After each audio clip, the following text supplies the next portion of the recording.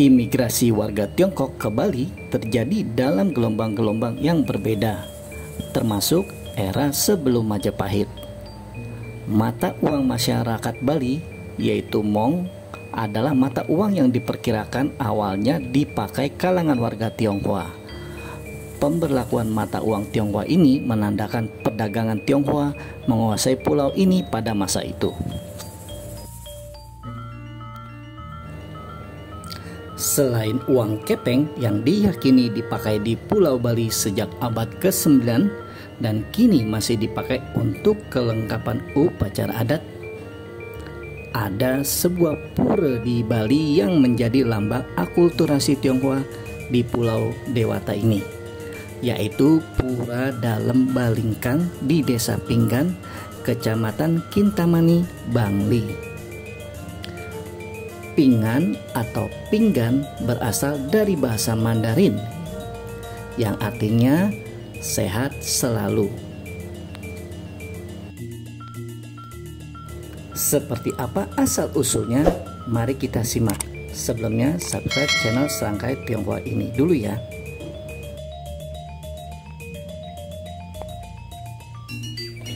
Desa Pinggan berada di ketinggian 1300 mdpl dengan latar belakang Gunung Batur dan Gunung Penulisan. Udaranya cukup sejuk dan cenderung dingin.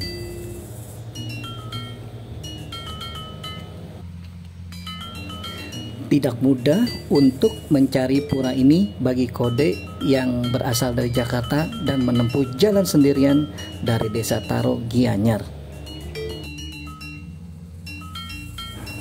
Jarak dari Pura Puncak Penulisan, pura pertama yang Kode kunjungi sebelumnya, sebenarnya hanya 7,3 km menuju Pura Dalem Balingkang, dengan kontur jalan berkelok dan udara yang dingin.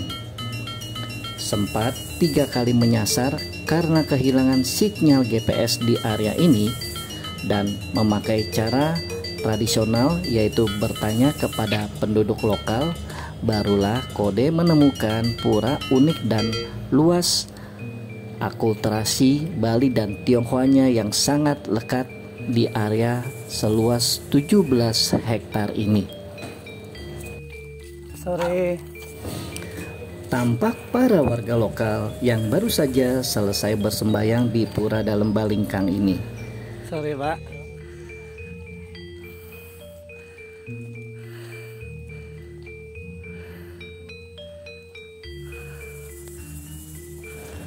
Beberapa prasasti menyebutkan jika pada abad ke-12 pendatang Tiongkok masuk ke Bali melalui Buleleng atau Singaraja, Tejapula.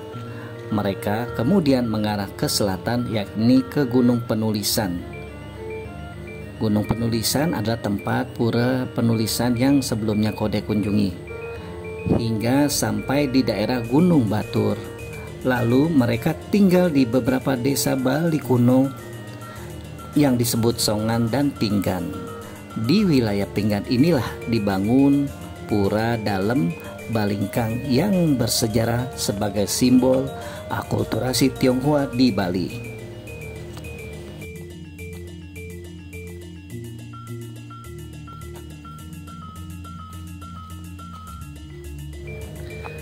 Tidak seperti pura yang umumnya ada di Pulau Dewata ini, Pura Dalem Balingkang memiliki interior yang unik dengan adanya penggunaan warna merah dan kuning pada beberapa bagian dari pura, serta adanya penggunaan ornamen lampion-lampion di salah satu sudut.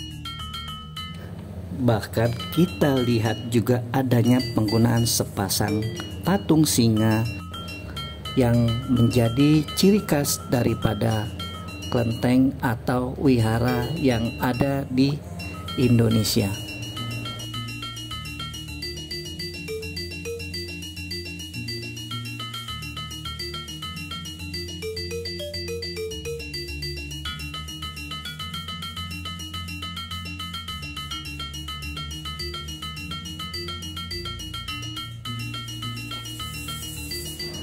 Menurut legenda, diceritakan pada abad ke-12 Bali dipimpin oleh Raja Srijaya Pangus Harka Jalancana.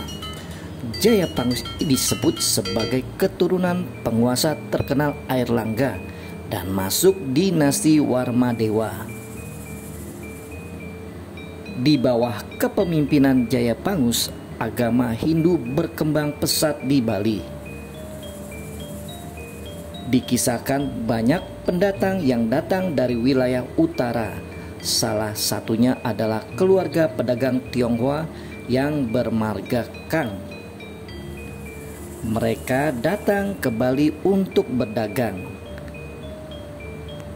Keluarga tersebut memiliki seorang putri yang bernama Putri Kang Chingwi.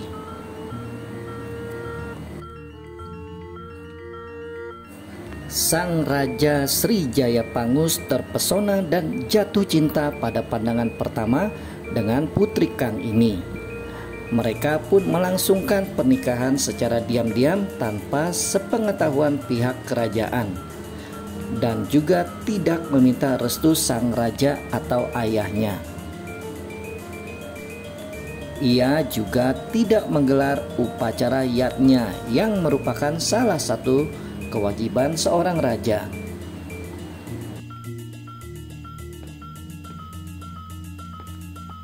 Saat pernikahan berlangsung, sempat terjadi bencana alam di sekitar wilayah itu.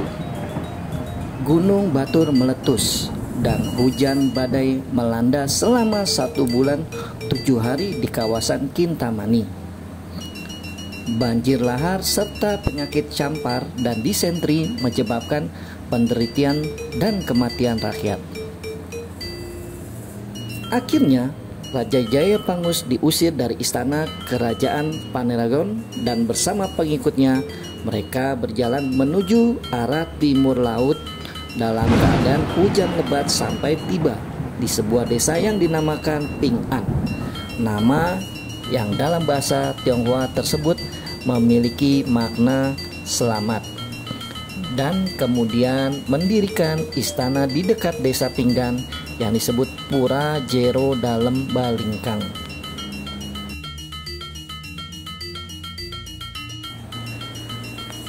Rakyat dan pengikutnya yang pindah ke desa Ping'an ini pun selamat. Sampai sekarang desa tersebut masih ada. Karena lidah orang Bali sulit melafalkan kata Ping'an, mereka menyebutnya Pinggan atau desa Pinggan.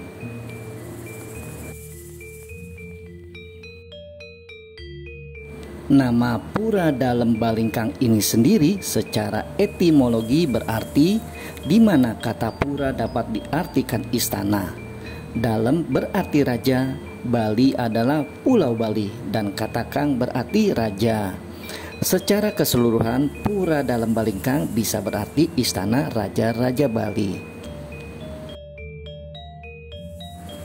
Ada juga arti nama lain Pura Dalem Balingkang ini, yaitu berasal dari kata Bali yang berarti pulau dan ingkang dari nama panggilan putri Cina tersebut.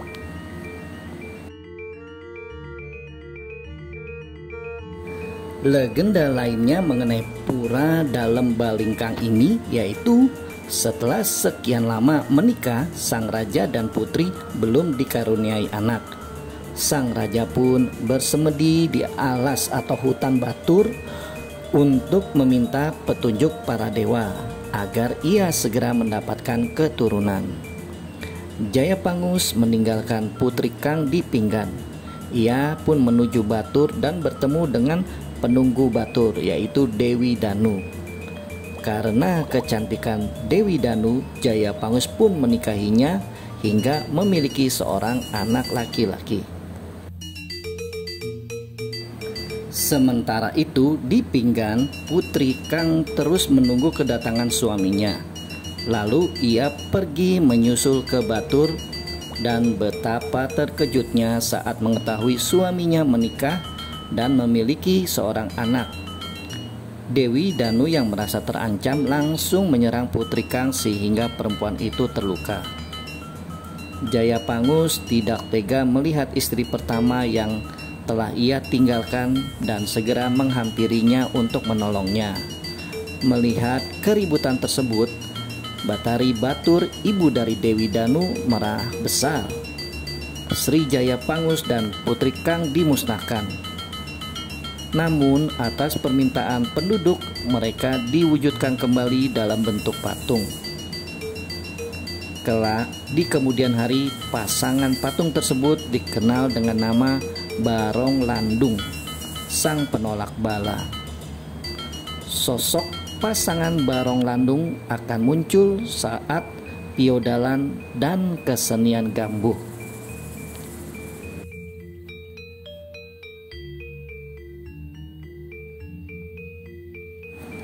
Sementara itu, Dewi Danu yang menyadari kesalahannya pergi dari Gunung Batur bersama anaknya, Maya Denawa, menuju ke desa Pinggan, tempat tinggal Putri Kang.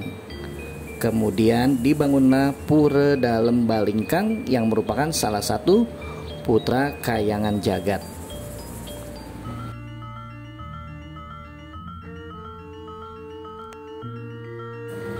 Di Pura Dalem Balingkang juga dibangun Palinggi Ratu Ayu Mas Subandar yang diambil dari nama Bali untuk orang tua Putri Kang. Bangunan suci tersebut dibangun untuk memuliakan Putri Kang Cingwi, sedangkan Palinggi adalah tempat bersemayam para dewa. Palinggi Ratu Ayu Mas Subandar berbentuk gedong dan beratap rendah dengan ornamen khas Tionghoa, berbeda dengan Palinggi kebanyakan di Bali.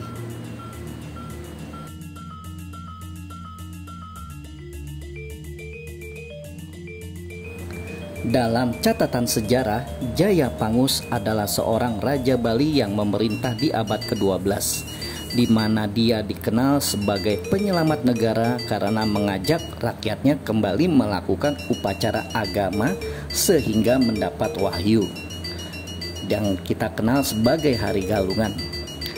Saat pada masa pemerintahannya, keamanan Bali terjamin dan ajaran agama Hindu berkembang dengan pesat.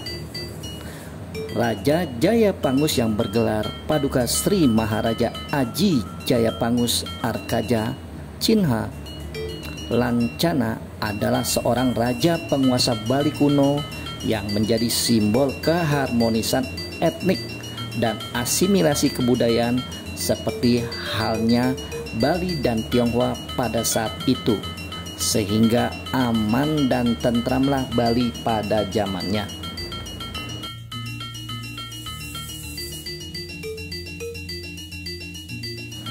Dalam pengaruh kebudayaan Tionghoa pada Bali kuno, cerita-cerita yang menarik dari rakyat Tionghoa pun menyebar di Bali, misalnya kisah Sampek Engtai. Ilmu silat dari Tiongkok juga berkembang di Bali kuno dalam bentuk pencak dan dalam bentuk tarian massal, misalnya seperti baris dap-dap, baris demung, baris persi, baris tumbek, baris tamiang, dan lain-lain. Cerita tentang perkawinan Raja Bali dengan putri Cina yang bernama Kang Cingwi ini kemudian disimbolisasikan ke dalam tarian Barong Landung. Barong Landung yang laki-laki berpakaian dan berkulit hitam adalah gambaran dari Raja Bali, sedangkan Barong Landung wanita sering disebut Jero Luh menggambarkan putri Cina yang berkulit putih berparas cantik dengan mata sipit.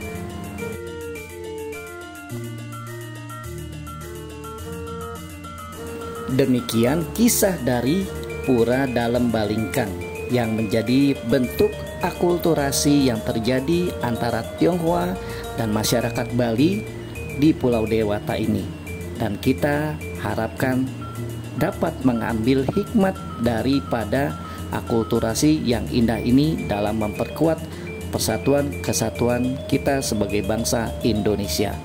Sampai jumpa di video selanjutnya.